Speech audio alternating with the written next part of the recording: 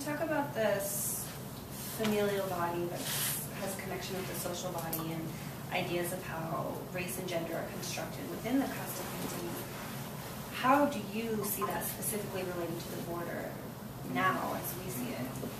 Well, that's, that's, I see it directly connected to the border and to what we're experiencing in the border, in that there are very real, there are very tangible reasons for the conditions that we have to live with in the border region. Yet those very conditions get confused, those get obfuscated they get perverted into these different rhetorics.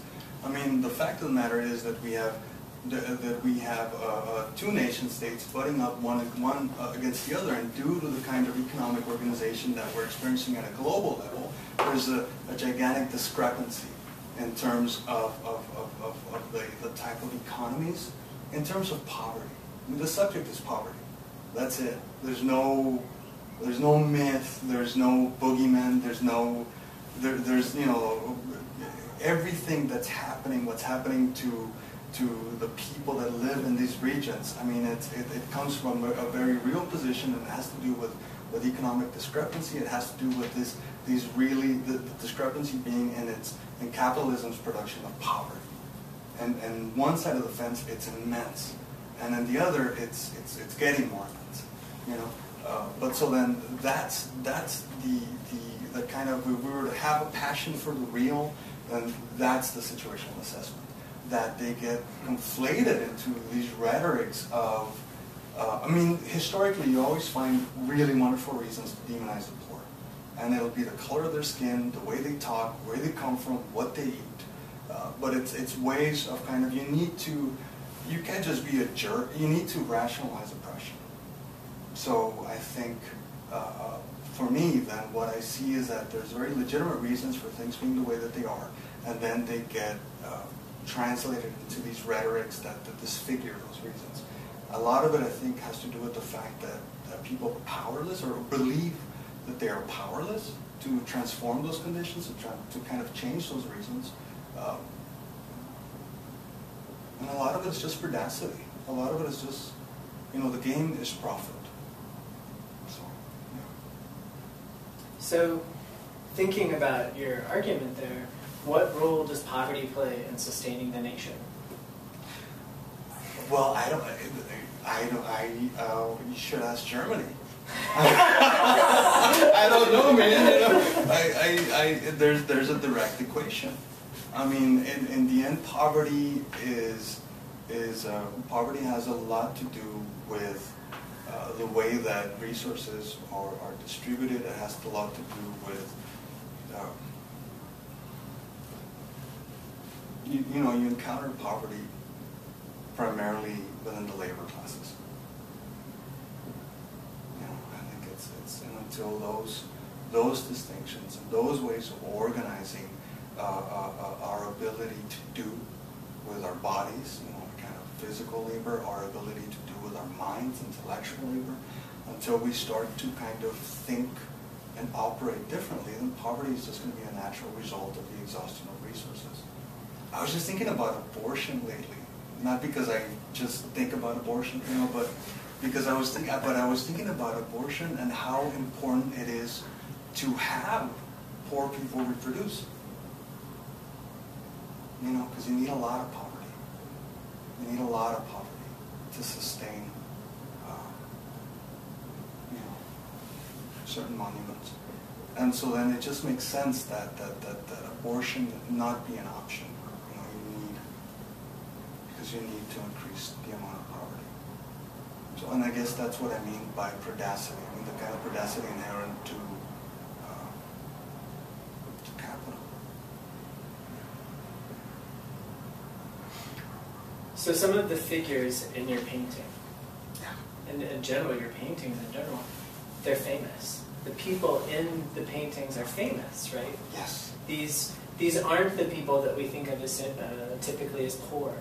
The nameless, right? These are famous celebrities who maintain a long history in popular culture in shaping government. Yeah, this. See, that's the thing. I'm trying to remember who not Gandhi, but the other guy, and sometimes I blank out. But there was,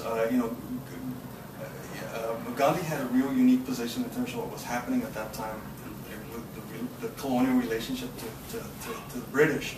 But there was another leader who had this amazing kind of, there's like a line or something that goes, as long as there are castes, there will be outcasts. So it wasn't about kind of elevating the significance of the untouchables or kind of elevating the valuable role that lower classes play in sustaining empires, but it was about just doing away with those divisions to begin with. But yes, in the work, they are all, someone once kind of referred to what you're indicating as exceptions. They are all exceptions, absolutely. Whether they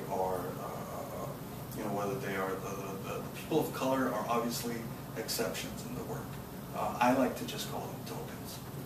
But I do that because it's important for me to normalize the conversation about tokenism. When I say token, I don't mean, it doesn't necessarily mean a passive token. When I say token, I mean any subordinate that is within a privilege or an institutional space. Someone who is outside the kind of mainstream order that normally kind of navigates within those institutional spaces. That's what I mean by token. And then, how you negotiate your tokenism, that's different. But it's important to clarify that it is common, that's normal. And so then I think of all of the characters in there as tokens, as exceptions, yes. How would you describe the relationship between poverty or subordination and the border?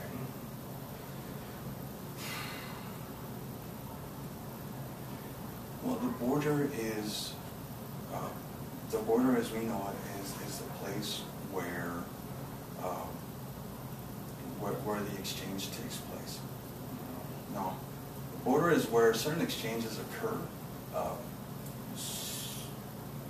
I just keep thinking of like, you're waiting in line to cross the border, but there's some, now they have this as more prevalent. They have separate access points, entry points for like trucks that are carrying merchandise and stuff, and then there's like the other areas where then families have to wait. So again, I think that it's somewhere where you can absolutely see those inequities, those economic inequities. You just kind of turn from both sides and you can measure them. But what is interesting for me of the border as a phenomenon is that is the compression of the kind of lack of distance. That's the part that I really get into, and that there's, it's like within kind of 3 feet of distance, there's no physical distance, but the kind of cultural distance is so immense. And so in terms of poverty, you have poverty on both sides of the border. You have poverty everywhere. But I think that it's more visible in the economies that are taking place in Mexico. Although you see it here. You see it here all the time.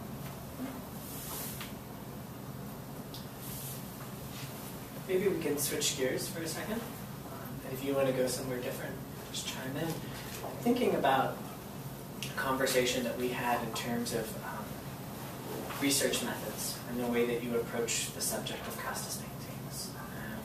Have you ever, when you make a painting, when you select the topic for your painting, do you study a specific casta painting? Or are you looking more broadly at the history and legacy of custis paintings and then making works with that kind of knowledge base?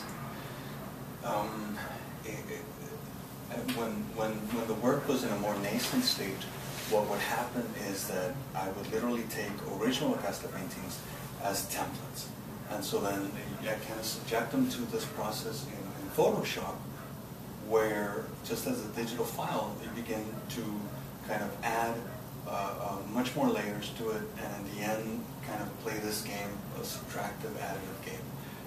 But it was about taking an original custom painting and then replacing the characters, the archetypes, with combining them, replacing them and combining them with stereotypes.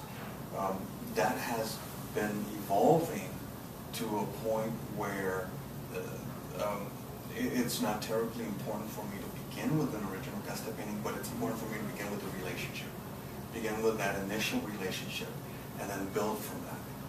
One of the things that I'm really excited about doing now in terms of how the work is developing though is that is of using like for example using original imagery from original custom paintings, which then can easily have scenery and images from just Mexican colonial art from that period, and begin to kind of overlay that with Orientalism, or with kind of, you know, with I'm horrible with the names, Jean Augustin Ang.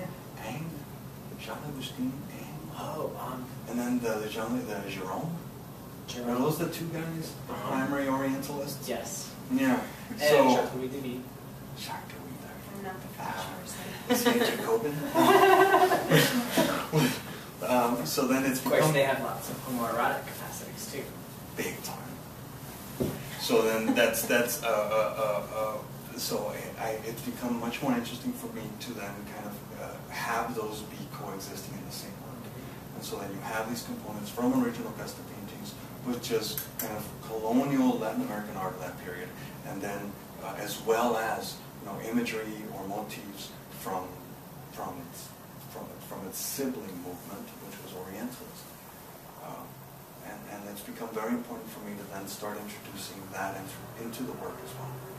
So then I'll sample images from those three. And then slowly creeping into like religious painting as well, you know. But I think it makes sense, you know. I think it's interesting that there's a line somehow between Costa paintings as not being religious. I don't see it that, you know, like, yeah, I think it's interesting that it's treated as if it was separate from religious painting, but I also think it's interesting that a lot of kind of Western European art gets treated as if it's not religious paintings as well. I think of like still lifes, I think of you know, you think of either still lifes or landscape painting as if it doesn't have, or if it's not partaken in that very vernacular. And I think that's you know, I think it's just a way of kind of organizing your discourses, which doesn't really matter to me. I'm not invested in that. So I take pleasure in actually blurring those things together. But yeah, I think that custom paintings were deeply religious paintings, and in that way, I think that the work. That's why it's kind of easy for me to think about it that way right now. That I consider the paintings that I'm working on. That there's a spiritual component to them. Spirit. Yeah. Was Kant the one that used to discuss spirit? Well, it was the Enlightenment people that would talk about spirit, right? In terms of modernism and modernity, yeah. Enlightenment. Mm-hmm. And then it was, I just think it's funny that, you know, spirit was one of the original discussions, and then it had to, spirit or soul. And then of course that's always been one of the key questions about people of color or the oppressed is whether we have a soul.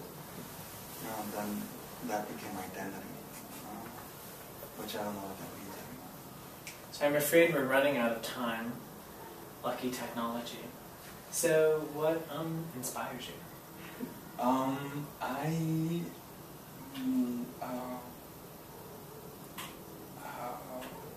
trying to impress a girl. Thanks, Claudia. Thank you.